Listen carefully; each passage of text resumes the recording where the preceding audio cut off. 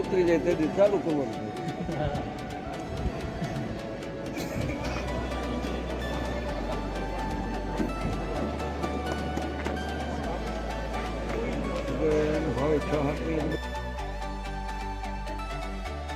સૂઝબૂઝ ખેતી માટે વધે,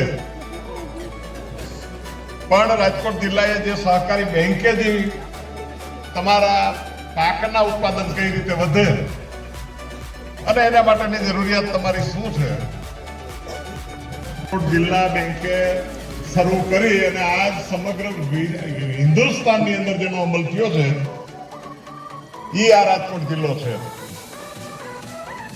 આપણે તો ગોંડલ તાલુકો એટલે મહારાજા ભગવતસિંહજીનો તાલુકો, જેનું નામ વિશ્વમાં પણ એવડું મોટું છે, હિન્દુસ્તાનની અંદર તો છે જ. એ મહારાજા ભગવતસિંહજીના આપણે ખેડૂતો અને ભગવતસિંહજી કહેતા કે ખેડૂતો મારા સોનાના ઝાડવા. કઈ રીતે કહેતા મિત્રો? હવે જમાનો બદલાતો જાય છે. ખેતીના પાકો લેવાની આપણી હોડના કારણે, આપણી હરીફાઈના કારણે પણ જે આરોગ્યપ્રદ અનાજ, શાકભાજી, ફ્રૂટ જે પકાવવું જોઈએ એની બદલીમાં એની વિપરીત અસરોને કારણે આજે ગામડે ગામડે કેન્સર અને બીજા રોગોનું પ્રમાણ વધ્યું છે. હું ઈચ્છું છું કે આપણે આપણા રાસાયણિક ખાતરોમાં થોડીક પણ કમી રાખી અને દેશી ગાય આધારિત, જીવામૃત આધારિત બીજી ખેતી તરફ, ઓર્ગેનિક ખેતી તરફ જો વળીએ તો એનાથી ચોક્કસ સમાજને અને તમામ વર્ગને ફાયદો થશે. પણ એના માટેનું માળખું પણ એટલું જ સુદૃઢ બનાવવું જોઈએ અને એ સહકારી પ્રવૃત્તિમાં તો થઈ શકે. તમે સૌ જાણો છો કે પૈસા પાત્ર જેની પાસે આજ પૈસાની કે ઓલી નથી. તમારે ધિરાણ જોતું હોય તો તમને વગર વ્યાજે, અને એમાંય હમણાં અમારે ડિસ્ટ્રિક્ટ બેંકે જયેશભાઈની આગેવાનીમાં એક ઠરાવ કર્યો કે વગર વ્યાજે 50,000 સુધીનું ધિરાણ જે કઈ દુષ્કાળમાં જે કઈ અતિવૃષ્ટિને કારણે નુકસાની થઈ છે અને એ નુકસાની પછી કોઈ ખેડૂતને આર્થિક રીતે એને મૂંઝવણ ન પડે એના માટેના પગલાં લીધા છે. ભાજપ સરકાર આ બધા પ્રયત્નોની અંદર આપણા આગેવાનો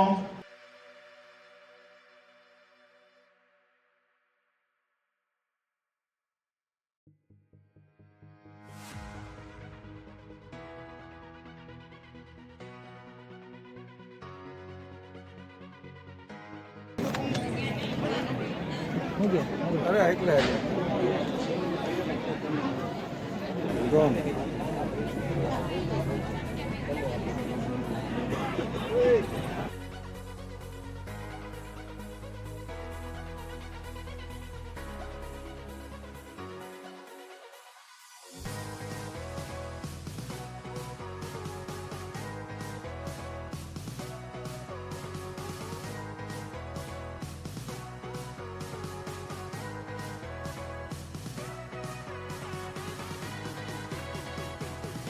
આજમાં હતું લવટે ખરી ખરી મળે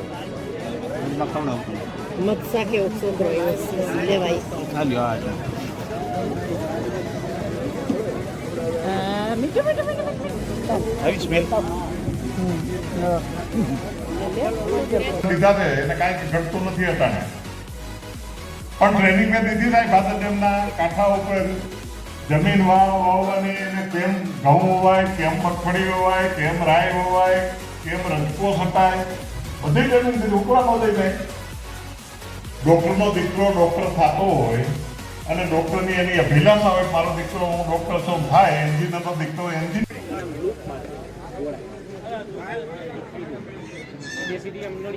કઈ ભાઈ વાગડિયા ભાઈ તમે આમની નામ કરો તો જ આ હરખું થાય. બાકી તો રેઢું મૂકી દો તો ક્યાંય રાજે નો રહીએ, કોઈનું કાંઈ નો રહીએ.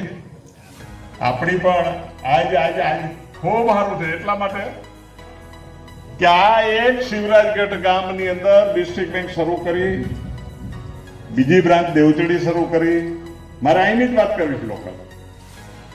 તો તમે શું માનો છો શિવરાજગઢ ડિસ્ટ્રિક્ટ બેંકની આ બ્રાન્ચની ડિપોઝિટ આજે શું માનો છો અશોકભાઈ?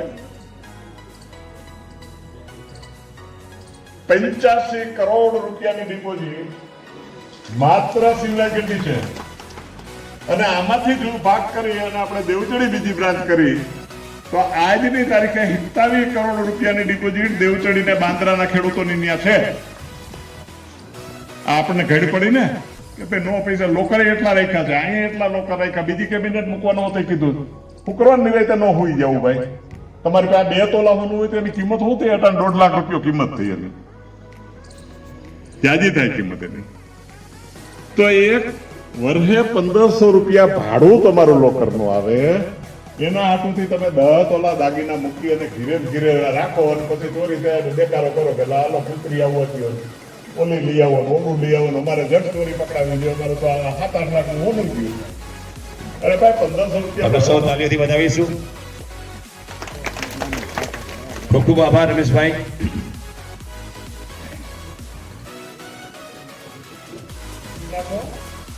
અને સ્વતંત્ર થઈ જાવ, રાઈટર દ્રષ્ટિ નિંદર આવે તમને બધું થાય. એવું નથી કરવું. કોઈ કહે એવું તો જન્મ જ કરે. એ આપણો સ્વભાવ. આ ખેડૂતોના સ્વભાવની વાત હતી ને, જટ નહીં છેટા પાડોશીને બરોબર સારું થાય પછી અમે કરી એ વસ્તુ જુદી છે. પણ જટ કોઈ કહે અને આપણે એને માની જાય એ વાતમાં માલ નથી. આ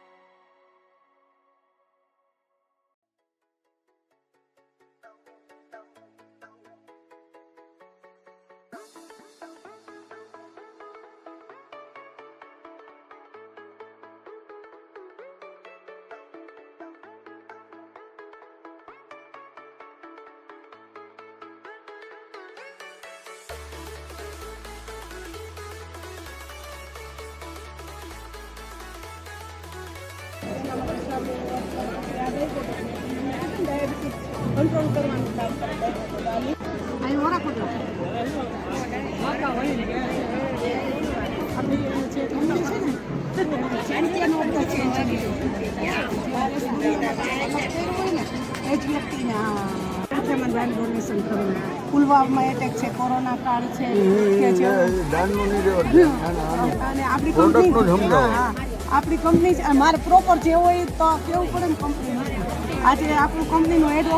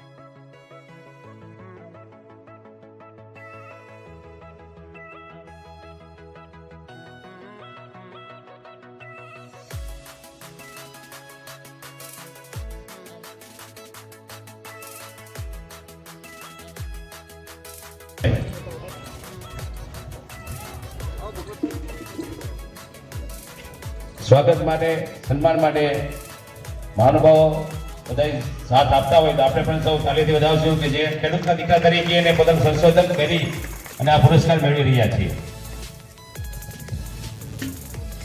શ્રી ભગત બાપા ઘોણિયા કે જેઓને સન્માન કરશે અને પેમેન્ટ હુકમ આપશે.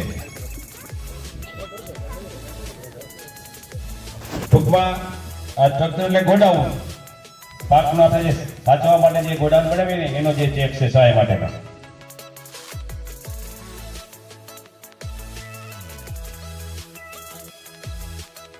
અરવિંદભાઈ નારાયણભાઈ ઠુમર એઓને પણ પાવર સ્ટેશન તરીકે 98,000 રૂપિયાનો આપણે પેમેન્ટ હુકમ આપવા જઈ રહ્યા છીએ. ભરતભાઈ ઢોલરિયા તાલુકા પંચાયત પ્રમુખ ગોંડલ જેઓને સન્માન પેમેન્ટ હુકમ આપી સન્માન કરશે.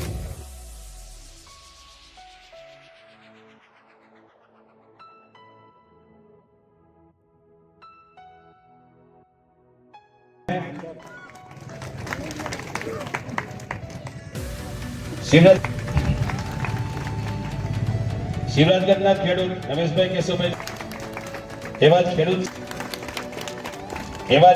છે આપણી વચ્ચે રમેશભાઈ ગાંડુ.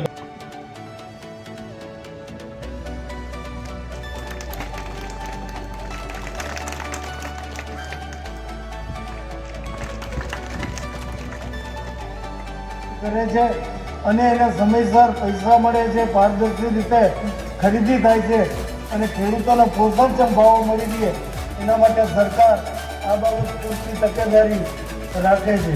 ખેડૂત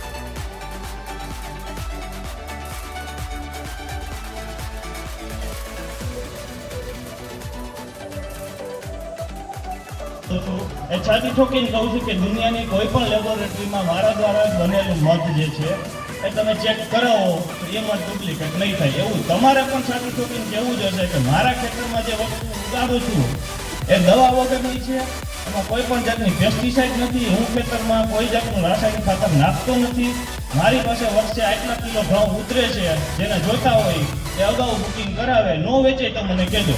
પણ તમારે છાતી ઠોકીને કહેવું જોઈએ કે હું ખાતરનો એક પણ દાણો મારા ખેતરમાં નથી નાખતો, કારણ કે જમીન થઈ ગઈ છે નિર્જીવ, જમીનની અંદર કોઈ જાતની તાકાત નથી. તો આપણે એમ કહી શકીએ કે આપણે લોકો રેતીમાં ખેતી કરી છે, જમીનમાં નથી કરતા. રેતીની અંદર તમે 2 થેલી યુરિયા નાખો તો 2 થેલી યુરિયા જેટલું ઉત્પાદન દઈ શકે એટલું જ આપે આપણને. ટૂંકીને પરિવર્તનનો છે, ખેતીમાં નવીન કરવાનો સમય આવી ગયો છે. છેલ્લા 5 વર્ષથી આ સમય ચાલુ થઈ ગયો છે, વૈધા છે 5 વર્ષ. હવે આવતા 5 વર્ષમાં જે ખેડૂતો કંઈક નવીન કરવા માંગે છે અને કંઈક અલગ લેવલે ખેતીને લઈ જવા માંગે છે, ખેતી આપણો ધંધો છે, જો ખેતીની અંદર આપણે ધંધાની અંદર કંઈક પ્રોબ્લેમ થાય તો આપણે કોઈકની સલાહ સૂચન લઈ, આપણે કંઈક પ્રોબ્લેમ થાય તો એ બધું આપણે કોઈકને પૂછીએ અને આગળ વધતા હોય છે. તો ખેતીને તમે હવે ખેતી અને આજીવિકા કે રોજીરોટીનો જે પહેલાં આપણે વિચારથી ખેતી કરતા આપણા વડીલો કે રોટલા પૂરતું આપણે ભાઈ ખાવાનું અનાજ ઘરનું થઈ જાય, પણ એ સમય હવે ખેતીનો નથી. ખેતીનો સમય ફરી ગયો છે.